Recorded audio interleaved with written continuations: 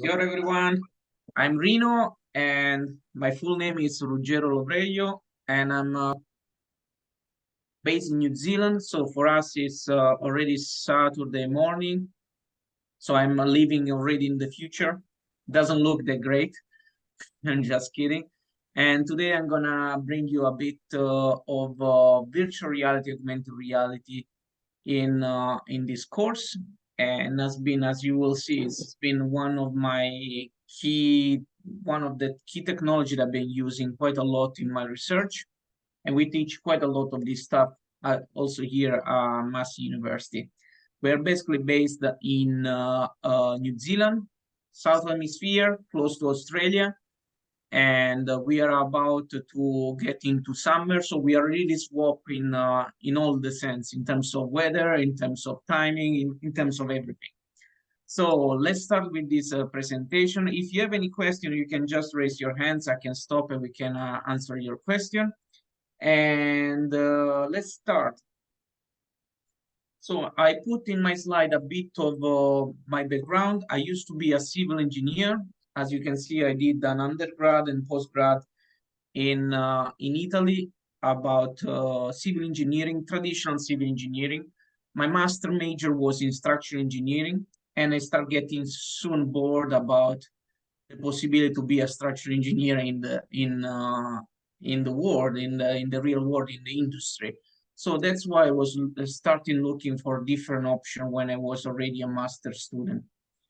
And I discovered fire safety engineering back then and the possibility to do fire and evacuation modeling using different kind of software.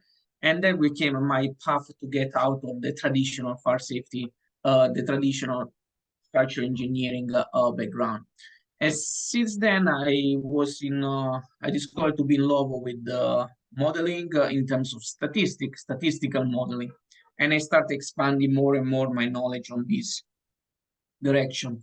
Basically, combining these two fields, I managed to get away from traditional thesis, final master thesis in structural engineering, and start doing my research in try to understand how people behave during evacuation. I got so in love with the topic that I decided to do 3 years of my PhD on evacuation modeling and applied statistics. And the people that guide me towards a PhD were these three guys. My professor, main supervisor, Professor Bori, is now retired and is still an emeritus professor in my home university in Italy. Enrico instead is now in Sweden. He's an associate professor at Lund University. And instead, Luigi Dell'Olio is now vice president of the University of Cantabria in Spain. So we are still in touch, but we are now spread all over the world. During my PhD, I managed to travel quite a lot. My first travel was to UK. I was based in Edinburgh to work with Achille. And during my PhD, I managed to travel quite a lot. As you can see, I spent most of my PhD with a suitcase, traveling from UK and Sweden. And in Sweden, I managed to start working with also Professor Daniel Nilsson. Daniel now is not any longer in Sweden, he's here in New Zealand, in the South Island, at the University of Christchurch, and we're still working together in many of the research and paper that you will see later on. You will see that he is there as a co-author or leading author. The reason I came to New Zealand is because I was kind of open after my PhD to do anything in terms of research, any kind of topic. And I had the possibility to start using my expertise to start training people and increase people preparedness in different kind of fields. But the real starting project for me to start using virtual reality to train people was about earthquakes. As you might know, New Zealand is really famous for earthquakes. We are one of the country at risk for earthquakes, tsunami, volcanic eruption, flooding. So we have pretty much all the kind of disaster you want to investigate. So it's unfortunately a good place to be to have a lot of case study. During my postdoc, I managed also to do a bit of further training at MIT. I came for the first time on that side of the world. I was in Boston for 10 days. And I also started working quite a lot on machine learning and image analysis with Lucia and the University of Edinburgh. After that, I managed to travel to NIST. I did my second mini postdoc at the National Institute of Standard Technology in Washington, D.C., where I was working with Erika Koligowski. Now she is not any longer a NIST. She's on this side of the world. She's in Australia, and we're still working quite a lot together on different subjects. And finally, I managed to land at Massey University because they were looking for someone to teach building information modeling. And I was applied for that position. I got the roles, but I managed to still stay alive in my research topic. So I've been teaching quite a lot of digital technology for construction students in undergrad and postgrad, but I managed to do and keep doing a lot of research with my undergrad and postgrad student about the use of new technology for safety training. From this year, I'm also Rutherford Discovery Fellow. That means that I am Royal Society of New Zealand is basically paying for my time to be full-time researcher for the next 5 years. That means no teaching for the rest of my life. No, I'm still teaching. And when people ask me to do some classes, I'm still here. And the other things that I put in this slide, that the toys, the tools that I use quite a lot for my research are virtual reality, augmented reality, and building information model. From a research point of view, I am involved in different journals. These are the 3 key journals where I'm always working as an editor or reviewer. And so I'm pretty active also from an editorial point of view. This is me in New Zealand in my free time. I have a big hobby for telescopes. I fix telescope, and here you can see some of the pictures taken from my backyard. You can see my helper here is my dog Jove. And in the daytime, instead, Jove is helping me to do gardening. This is still my backyard in New Zealand. So let's start with this presentation.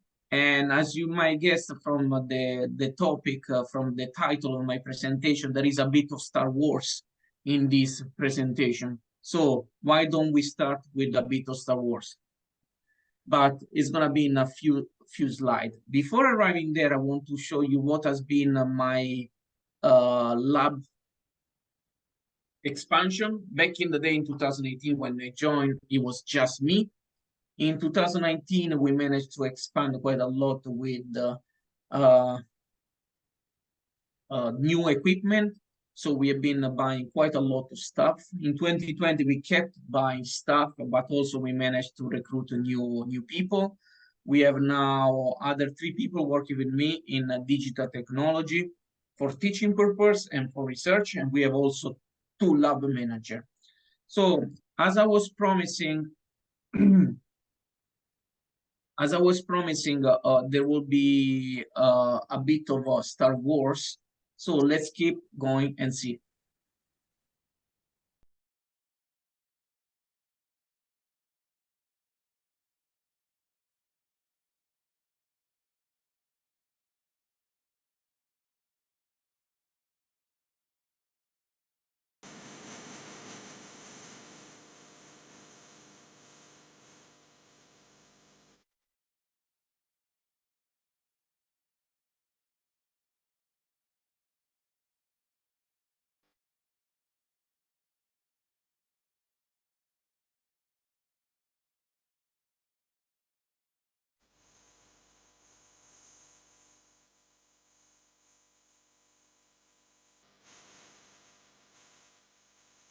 Okay, so this is the small info of this presentation. Edited yesterday night while my wife was telling me that I should stop to be a nerd and be more serious with my work, but I never listened to her.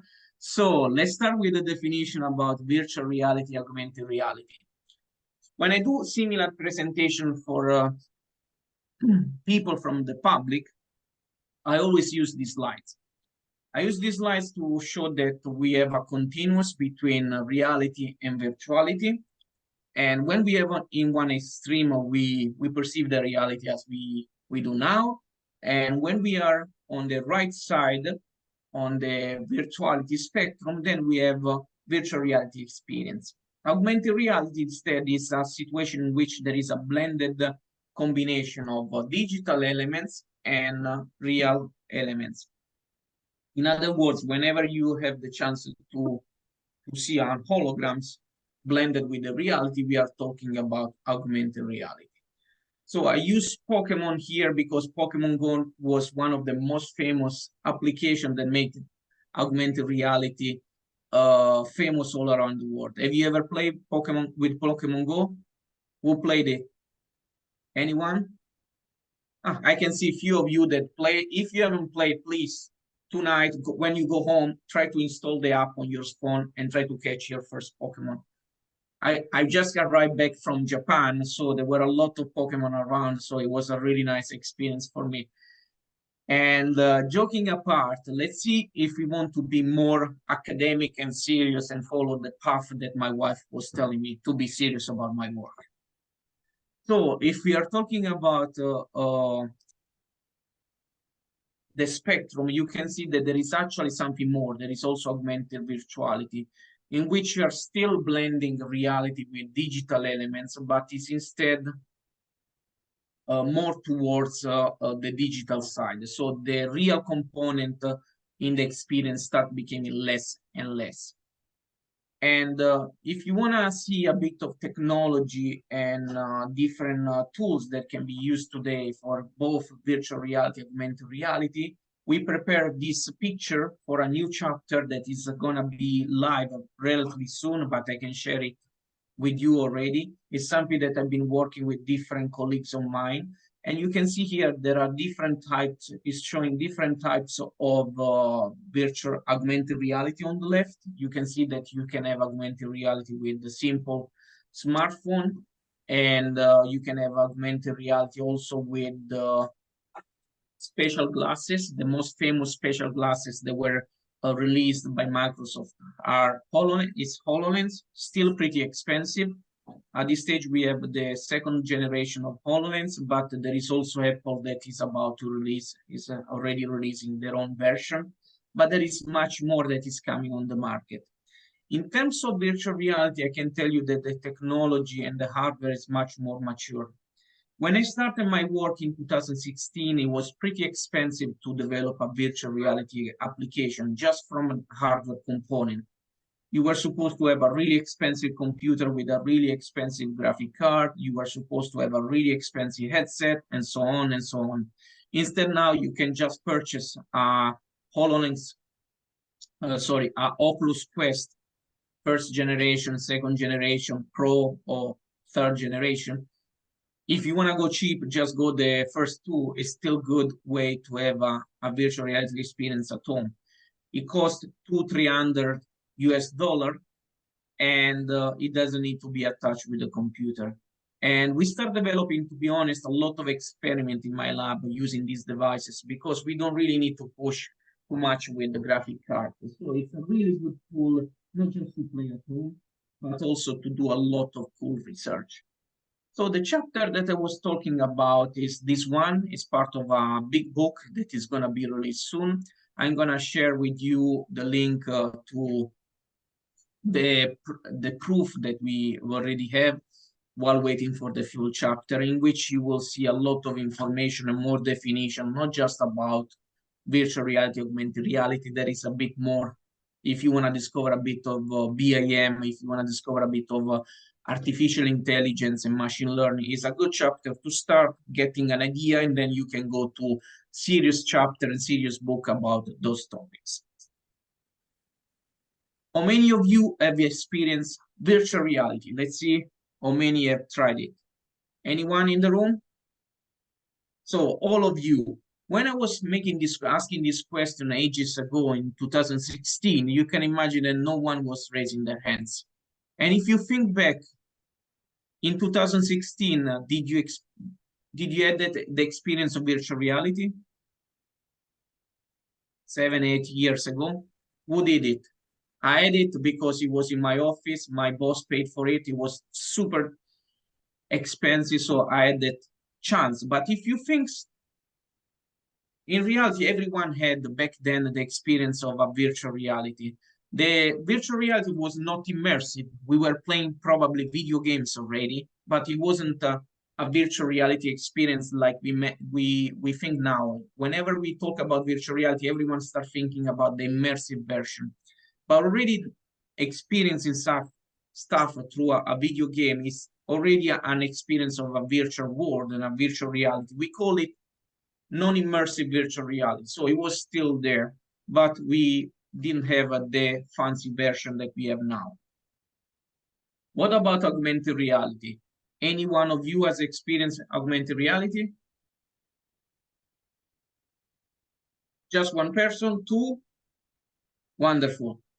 But if you see, now I'm going to show you that pretty much everyone has used augmented reality in their life. Already the reversing camera of your car, if you drive, has augmented reality information.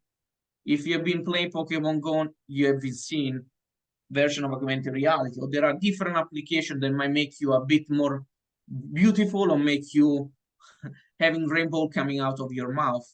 And so you can see that augmented reality is there, but most of the people that use it don't even realize that they're using augmented reality.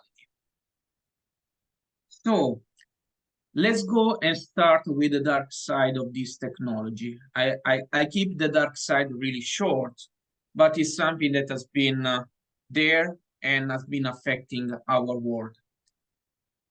Flight simulators are really good tools, but if we go and see what happened in the investigation of the 9/11 disasters, the World Trade Center disaster, you can see that the investigation of the FBI realized that the people, the hijacker of the flight, were basically training themselves using a simulator. So basically, they were using virtual reality to train themselves to harm other people. So you can see that also this technology can be really awesome, but it can be really dangerous if used in the really wrong way. And the same things, here you can see also the article if you want to read more on the CNN about these people using the Microsoft Flight Simulator to train people. And back in the day when I was a teenager, I remember that there was also some restriction to export PlayStation in a specific country around the world because there was this fear that these tools will have been used in the wrong way. And today we are talking about a lot about metaverse, generative AI, and also in this case, if you start typing all this technology can be used in the wrong way, there are a lot of things that can be done to misuse and harm people instead of helping society to do better and better. So I want to leave just the dark side as a thing for you to remember that as any technology has the bright side, there could be always the dark side, but I don't want to make you depressed and go home and start drinking because it's Friday, feeling depressed that all the world is a mess. Let's go and see the bright sides and let's start thinking about how we can use this technology as a Jedi. So, although I want to focus most of my presentation about the use of this technology for training because it's the best way to raise preparedness with people and with the groups, I want to give you also an overview of I got into virtual reality and what has been done in the safety domain with augmented reality. And of course, the first things about virtual reality is to prove that our moms were wrong. I grown up listening my moms telling me, get out of the TV, get far away from it because I was always close. And then in 2016, the TV was right in front of me, 2 centimeters from my eye. But let's see the serious stuff. This used to be one of the most used setup for virtual reality.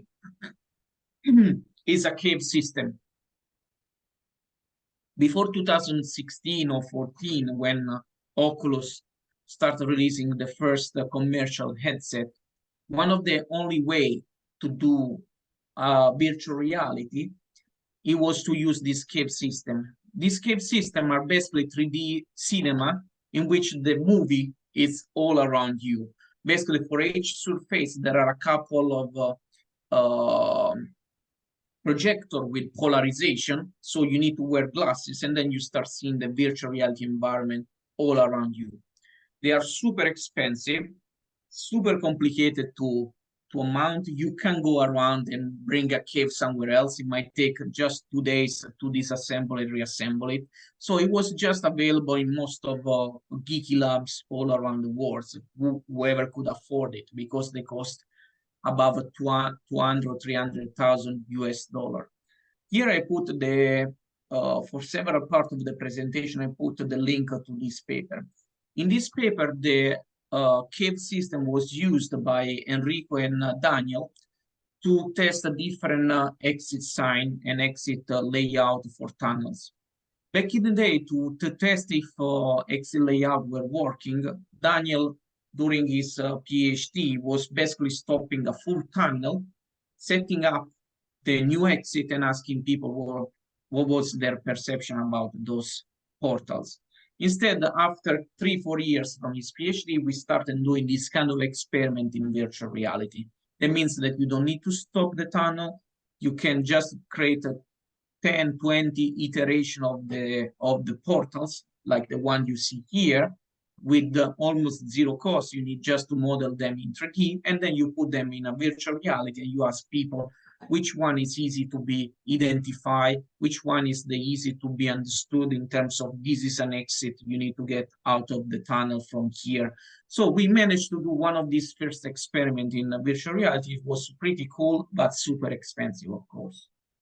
The good thing is that Enrico had the idea to test, after a couple of years, the same exact experiment, asking people the same question using a really cheap device. It was a Samsung device in which you could slide inside your smartphone and still have a really nice virtual reality experience. So we were talking about hundreds of thousands US dollar to a couple of hundred US dollar. And when we repeat the results, the experiment, we can see that the experiment was telling us that the results were pretty much the same. So it was a really good results for us to understand that we can still do virtual reality experiment without spending hundreds of thousands of dollars. So you can basically do it DIY at home. And you will see now, if you want to know more about how to develop your own virtual reality experience, I can give also you some direction at the end of this presentation, because it's getting easier and easier. And even if you don't have much background in programming, you can start tonight developing your own virtual reality experience. Just be careful that it's really addictive, so you may end up not sleeping tonight and just spending the full night developing your own game or your own application. It's so addictive, much more addictive than play video game, I guarantee you. So this is another example in which we use virtual reality. This time it was in Italy. I was invited by Gabriele in Ancona because they wanted to start using virtual reality as well. In this case, to test a different kind of guiding system. Those guiding systems were inspired by aeronautical setup, because when we are in a flight, there are always wayfinding system on the floor. So we were starting thinking, let's try to see if we can do something similar and use this kind of application also for buildings. So we developed this first virtual reality experience in which there was a dynamic signage system. You will see that now it's going to dynamically change and redirect people. So we start developing this application also quickly, was developed probably in a couple of days. And we start doing experiments straight away to see which system was the best to direct people within a building. So if you want to see the paper, it's already published, it's available here. You will see that in some cases, I'm going to show you something that has been published. But when we are going to arrive to the end of the presentation, I'm going to show you some really cool stuff that is not published yet, but is on the track to get published sooner or later.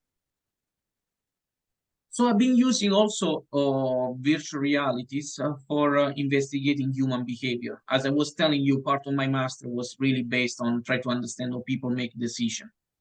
So those are the first two papers out of my master thesis. And back in the day, I didn't have the capability to develop virtual reality experience.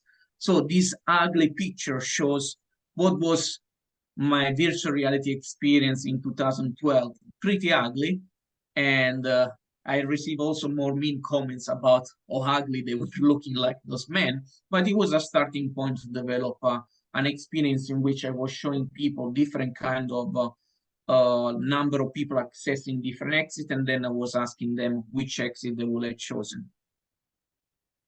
And during my post PhD, I managed to get into Unity. Unity is a game engine and is one of the most used software to develop a virtual reality experience. So back then, I didn't have still in 2013 and 14 a virtual reality headset. So I decided to create video using Unity, and they look like this one.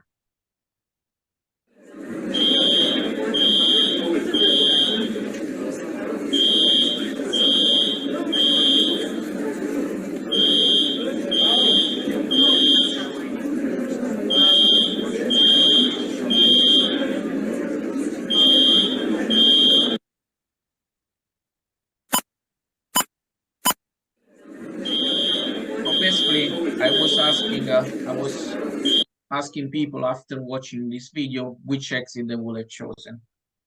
And the good things that we did for this experiment was that we put all this video online, and so we managed to reach so many people. We managed to get answer out of 1,500 people, huge data set.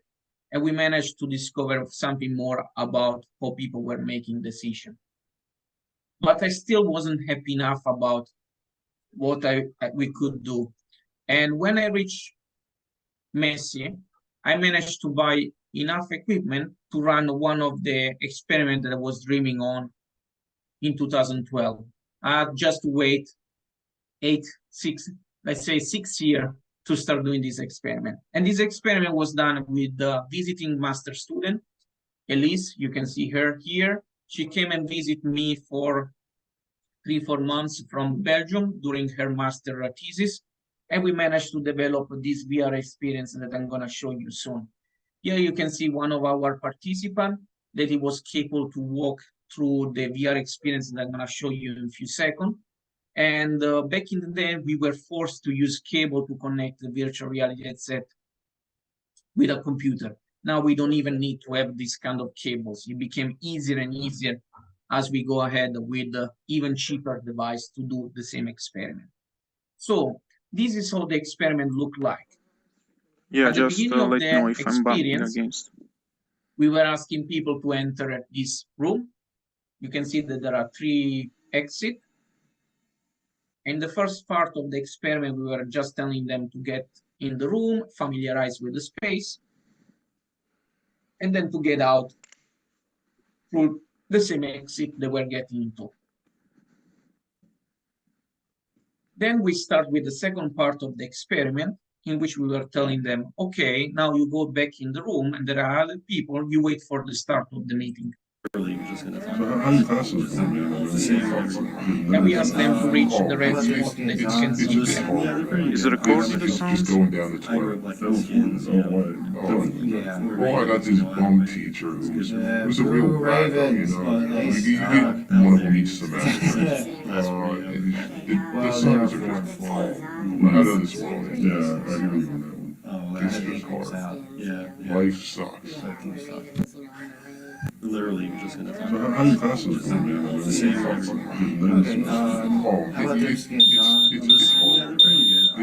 just going down the toilet. All I got this bum teacher who was a real wacko, you know.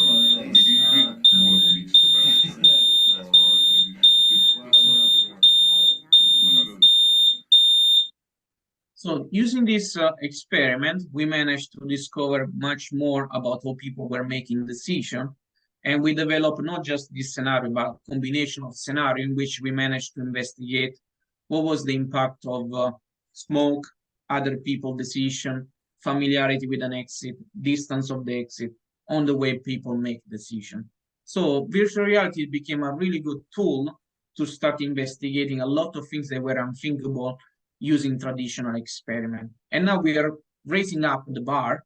I'm working with the colleague from Tsinghua University from Beijing, and we are expanding this experiment. Soon we are going to have a multi-user experiment like this, and we will start collecting new data in Beijing and in New Zealand about how people make decisions in groups. And we are looking forward to see new results and understand what is dynamic decision making and how this affects the decision.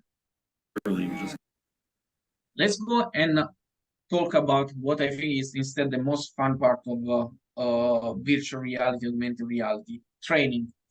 So this is the famous experiment that we were talking about that brought me to New Zealand to increase preparedness of people regarding what you need to do during and after an earthquake. So here you can see the 3D model we recreate of the Auckland City Hospital. It's the biggest hospital in New Zealand. And we managed to develop this application for both staff that work in the hospital and visitor of this hospital. So the experience is a full immersive virtual reality experience. We use Oculus Rift. They was just released in 2016, back then when we were developing this application. And we also put some haptic. So you can see the guy on top of that platform is me, and it's an haptic platform. So whenever there was an earthquake, that platform was shaking and vibrating.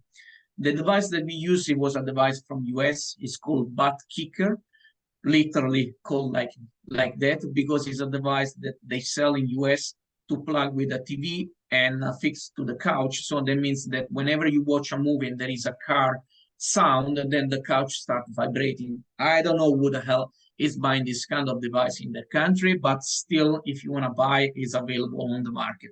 So we readjusted to create the earthquake experience for our virtual reality experience. So we didn't need to recreate anything new.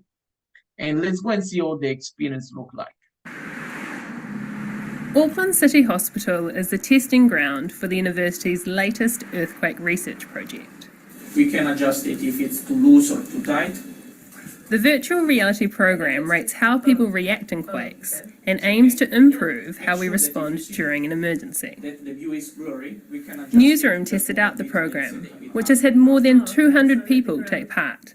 Going through the doors, then it's the escalator to go up the stairs.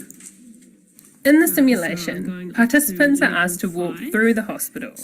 Instructions lead you to a room. Got to go inside and it's some kind of presentation. Leave your items on the desk. And then the shaking begins. I've got my key down. Oh, it's shaking. I can feel it shaking. Am I meant to crouch down? I'm going to crouch down. Oh, no, I'm standing back up. Oh, crouch down. Yeah, so the room's shaking. There's stuff falling off the wall, so I'm under the table, looking around. I don't know where the other two people have gone. I can see someone else crouching at the other end of the table. Oh, the photocopy is exploding. The shaking sort of coming down, so it's died down now. I will check the situation outside. Later, I'll guide you out. When it stops, someone's going to check. you then decide what to do. I'm going to get out from under the table. Might try and grab my phone and see what's going on. Okay, I'm going to leave the room. And that inevitably takes you out the door to survey the damage. There's no way you're going to be able to use the lifts. I will probably go back towards the escalator. Oh, there's other people walking around. Down the escalator. And then out the door where there's other people waiting. They're all still waiting next to the building, but if it was me, I'd probably want to go to the domain. This 2-year program. So basically, this is one of the 2 applications that we develop, and we use these types of application to train people and to tell them, in this case, there was no information, but there was another application which we were giving them a lot of instruction about what they were supposed to do.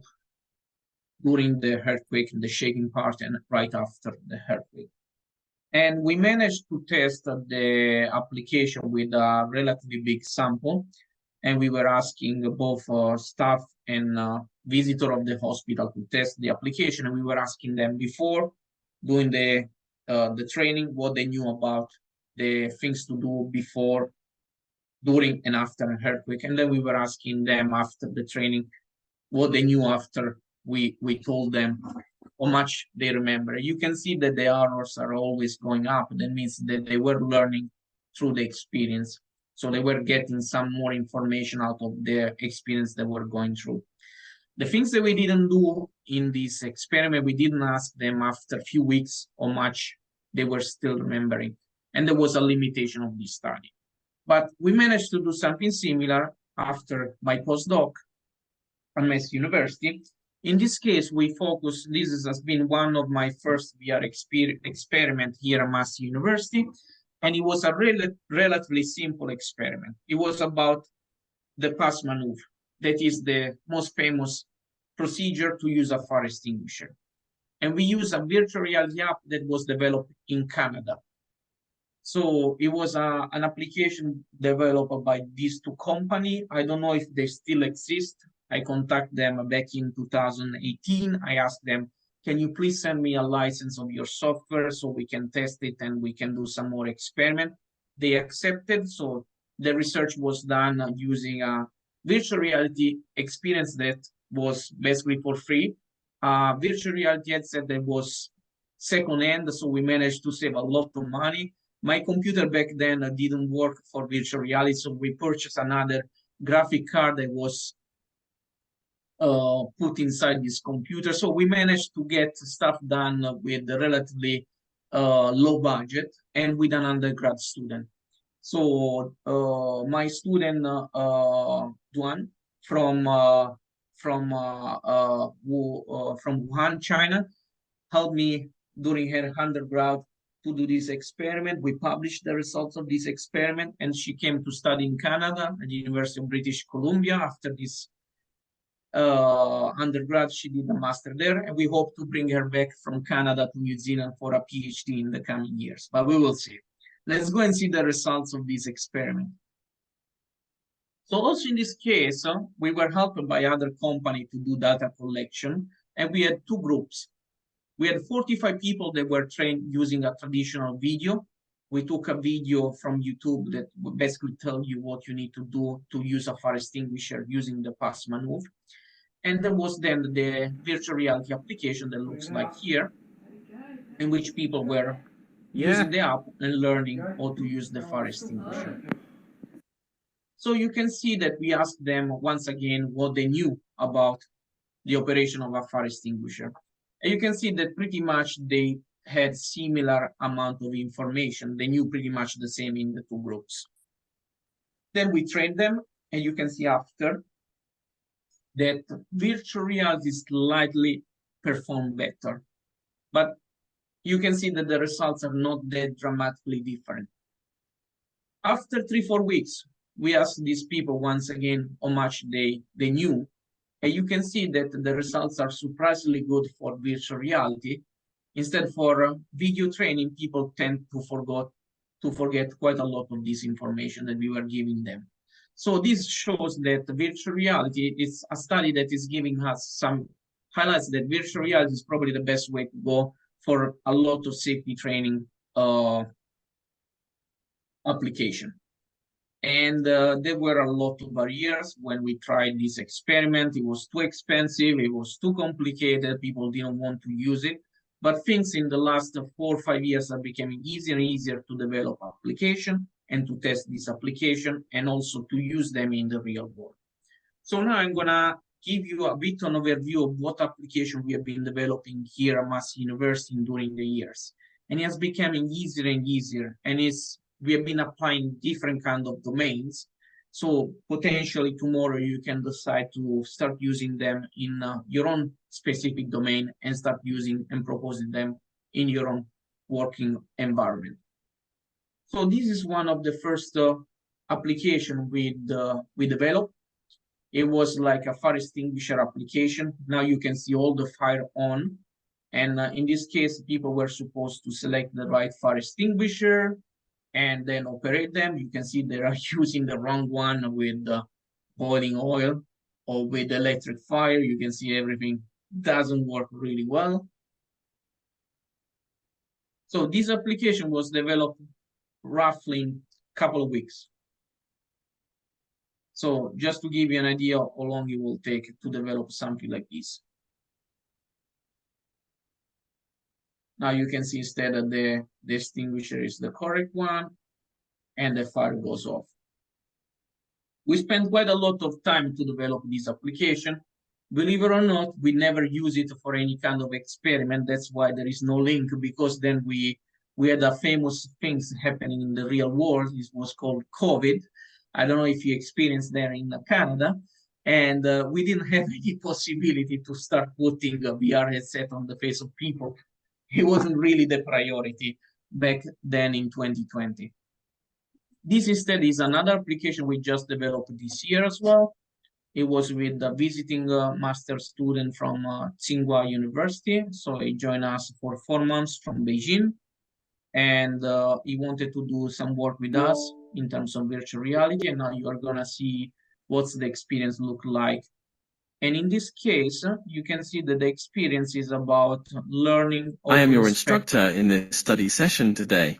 I am going to teach you how to dress properly to protect yourself when entering a confined space. Are you ready to move on to the training part? So here we were telling them to select the different dangerous scenarios that they could have. Based on the inspection, hydrogen sulfide gas is present in the confined space, which is an explosive, toxic, and corrosive gas. Please wear a safety helmet to prevent objects from striking your head.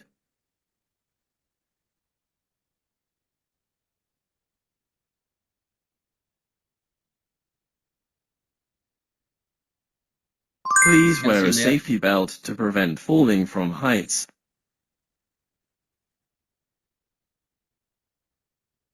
Please wear protective clothing to prevent. So what we did in this case of the experiment, we already about to publish the first iteration of this experiment, because we did the gamification in different kind of version. In some cases, we were giving people instruction. In other cases, we were giving them the freedom to do mistakes. And what we learned using 2 groups and testing this in 2 groups is that whenever people were making mistakes and we were learning by trying, they were remembering much more information and through the time. Instead, we were just giving them instruction, it wasn't as good as in the second layout. And then we tried to do other iteration, and we are about to write a second paper on this same experiment. Instead, this is a virtual reality application was developed by a master student from Marseille.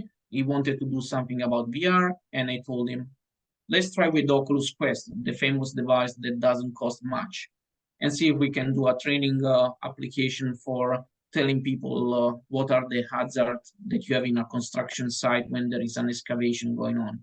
And so you can see here that the construction site, and this application was basically teaching people about all the hazard. And also in this case, we managed to compare the virtual reality training with non-virtual reality training. And also in this case, we realized that the VR was performing better than no VR setup.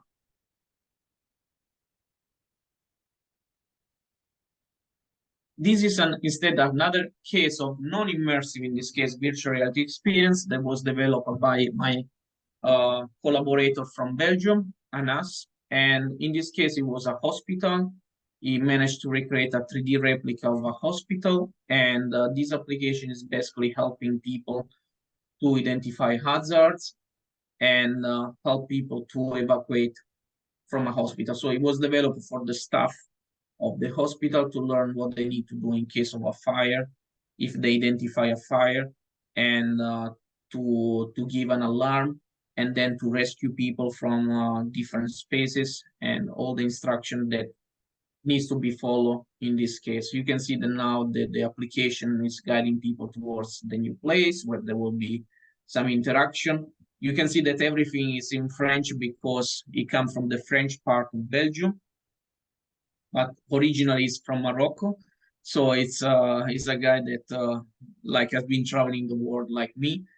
And we tested this application as well, and we got it published in Far Technology, even received an award for this paper, because we also demonstrate in this case that the virtual reality application was working better than the traditional training they were doing in the hospital using a presentation. They were inviting people to attend a presentation and give them all the same instruction that we were delivering in the VR scenario.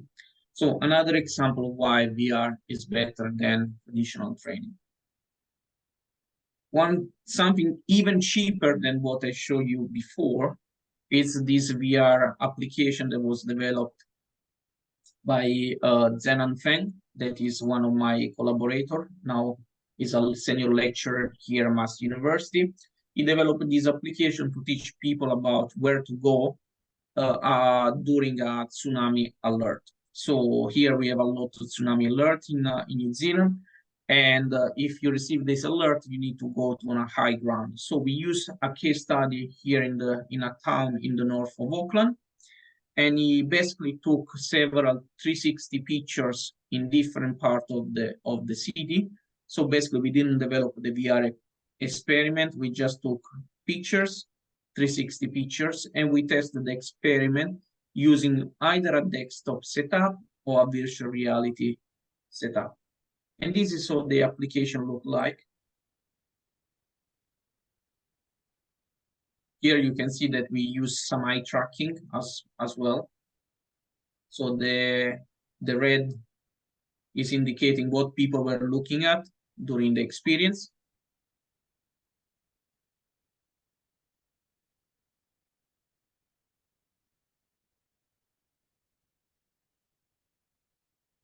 And this is how the application looked like. You can see this 360 experience, and people can look around and make a decision about where to go.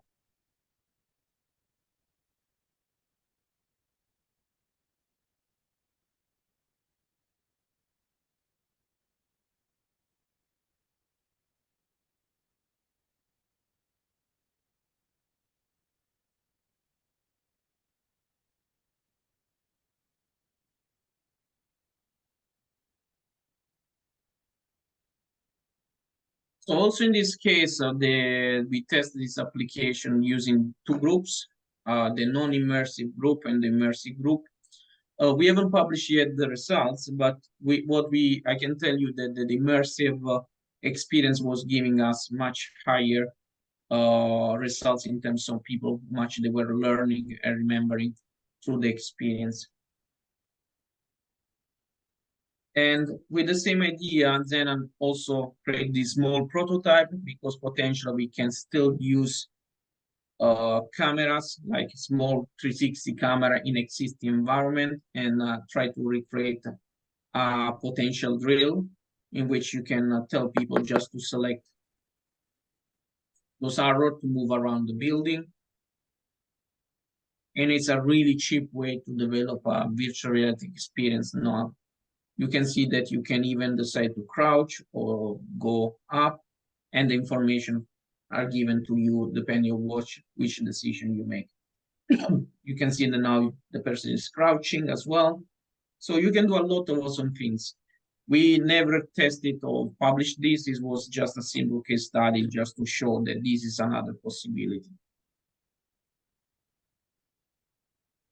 So now the question is, can we trust Rino? Because it's probably showing us all the study that promote virtual reality is not showing us the study that show that VR is not as good. So we just released this meta-analysis. It was just published a few days ago. It's the results of it's the first paper of my PhD student, Dorothy.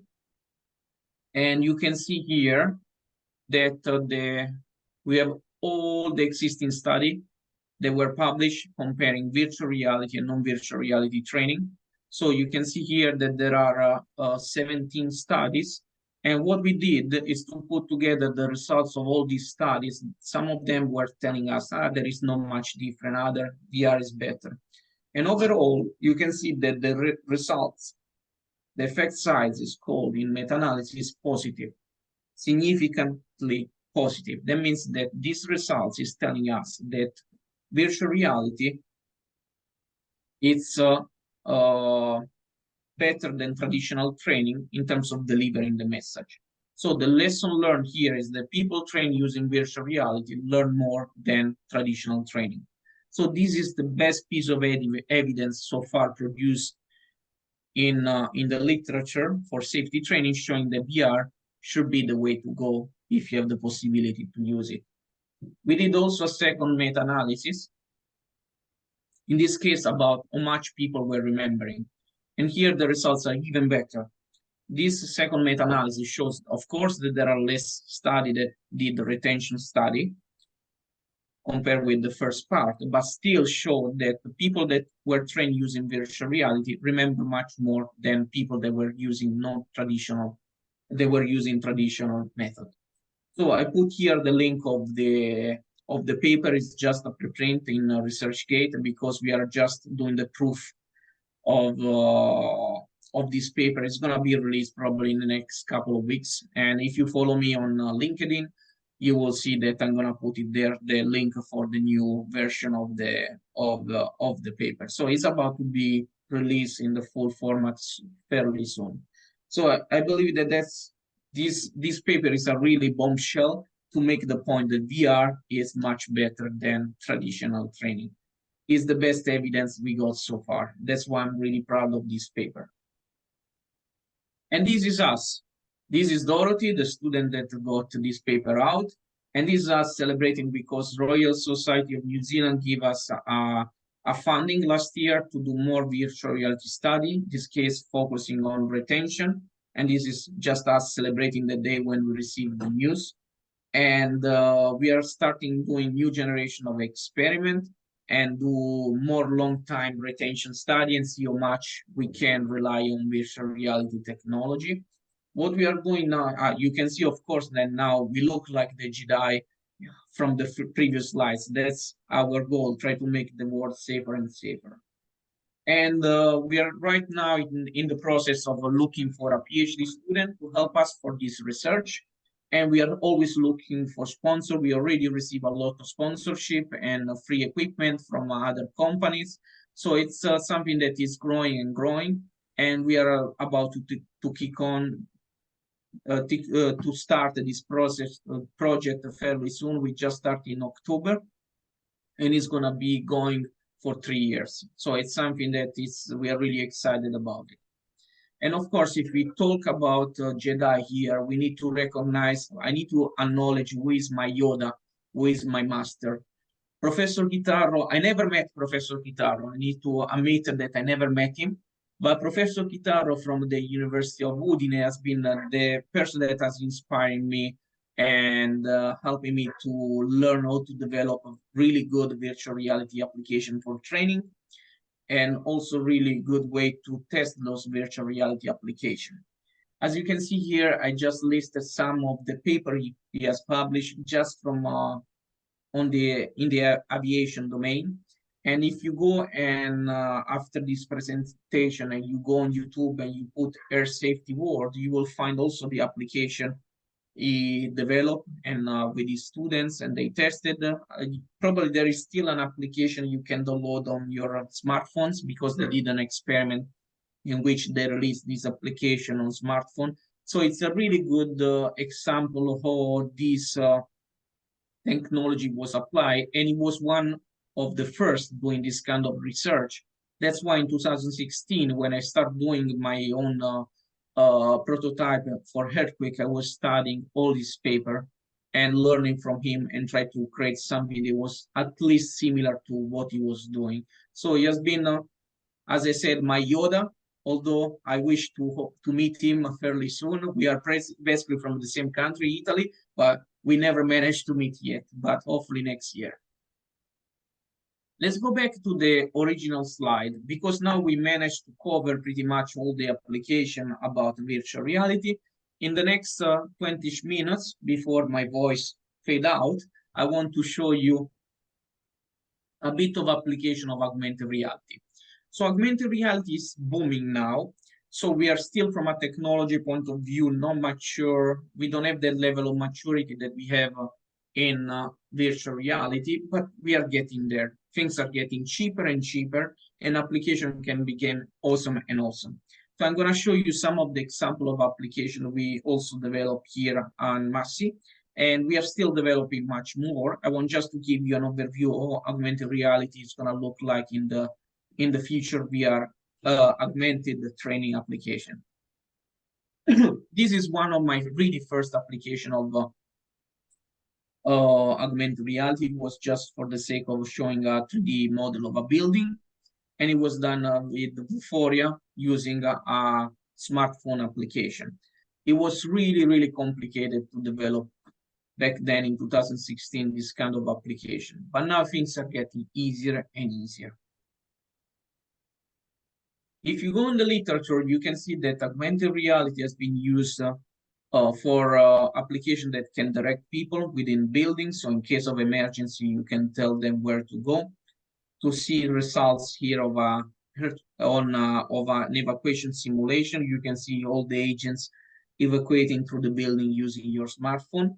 And this, for instance, was an application developed by a teenager right after the Glenfleet fire in London, because he was really shocked by what happened in his country. So he thought, I can use my technology in the future to guide people out of a building when there is a fire. So his attempt to give an answer to after this disaster. You can see that the beauty of humanity come out of disaster. Sometimes you feel like we are not good enough, but then when there is something bad happening in our society, we try to put our heart to do something really cool. So you can see that the application was really well designed. This instead is the application we developed last year at Massey. Only took 2 weeks to develop this application, and we managed also to test it. And it was done with using one of those geeky glasses, HoloLens 2. And I'm going to show you how the application looked like. Welcome to the fire safety training. I can smell some smoke. Help me find out if there is a fire in the building. This is a corridor from my office. Well done. You have found the fire. To contain the fire, please close the door to reduce the oxygen supply for this fire. Well done. You have contained the fire. Now it is time to activate the fire alarm for the building. Please find the closest fire alarm.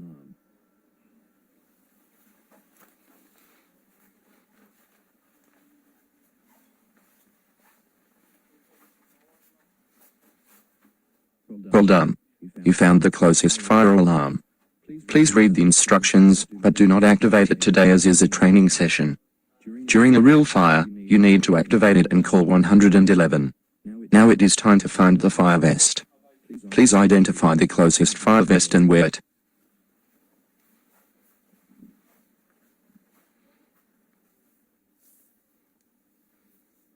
Well done. Once you have worn the vest, you need to ask people close to you in the building to evacuate. It seems that everyone is already evacuating. So please evacuate using the closest exit. Once you reach the assembly point, report to the safety management at the location. So this application was tested last year by another student. And also in this case, we show that from a retention point of view, augmented reality was performing better than showing them what to do using a simple video. So it was another example of how augmented reality can help in the future. The good things about augmented reality is that you don't need to redevelop the 3D model of a building. It's relatively easy, and this application can be used pretty much in any kind of building. Why? Because if you see here, all the tags that you see here are the one triggering the application to tell them, okay, now you go to the next step. So we showed fire emergency in New Zealand, the firefighters here, that we can go around in any kind of building, stick this kind of label wherever we want, and the application is going to run in any kind of building. So it's pretty awesome because it's really, really flexible compared with the virtual reality that it's really stuck with a specific kind of building. And once again, I want to advertise the chapter that we just about to release. As I said, in this chapter, you will see a lot more information about even intersection between technology, because we believe that AI is going to help quite a lot in the future to generate also new generation of